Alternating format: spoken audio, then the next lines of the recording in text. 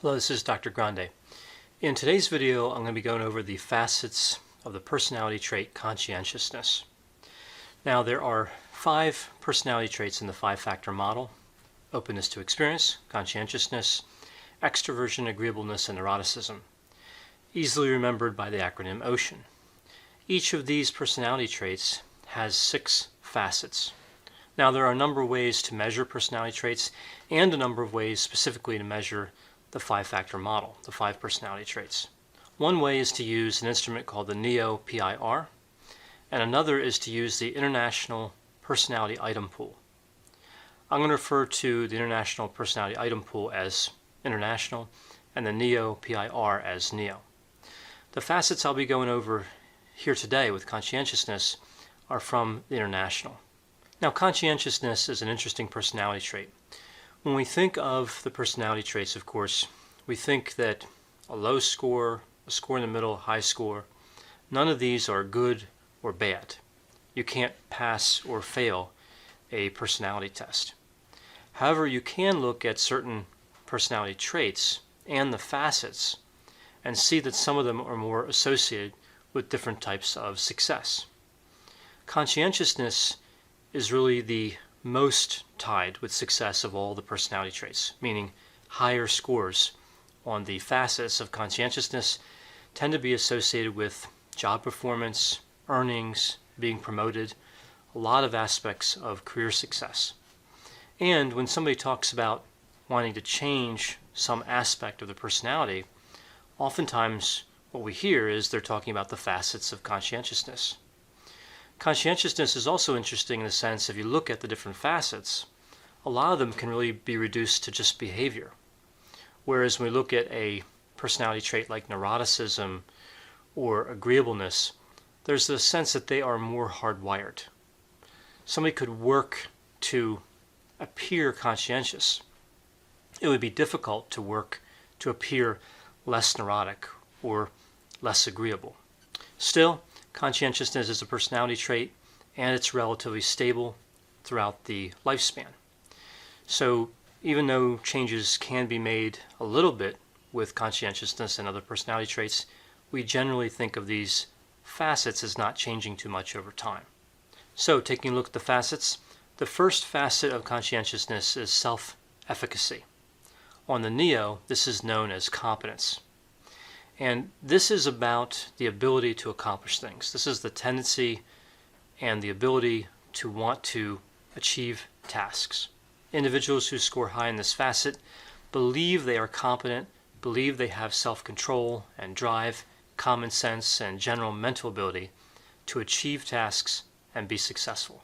They also feel effective and in control of their lives. Someone who scores low on this facet tends to feel like their life is out of control and they really can't change much in terms of the direction of their life and what's going on. The next facet of conscientiousness is orderliness. This is known as order on the NEO. And individuals who score high in this facet are well organized. They like to plan things out. They like routines and schedules. They like to make lists and check things off as they're accomplished. Individuals who score low tend to be disorganized and have difficulty getting things together and making plans.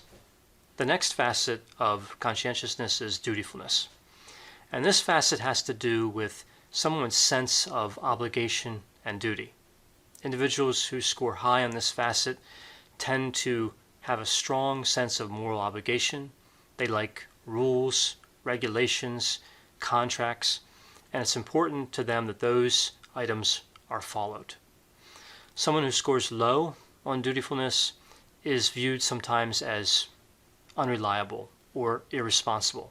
They tend to break the rules and view rules as being too confining and restrictive.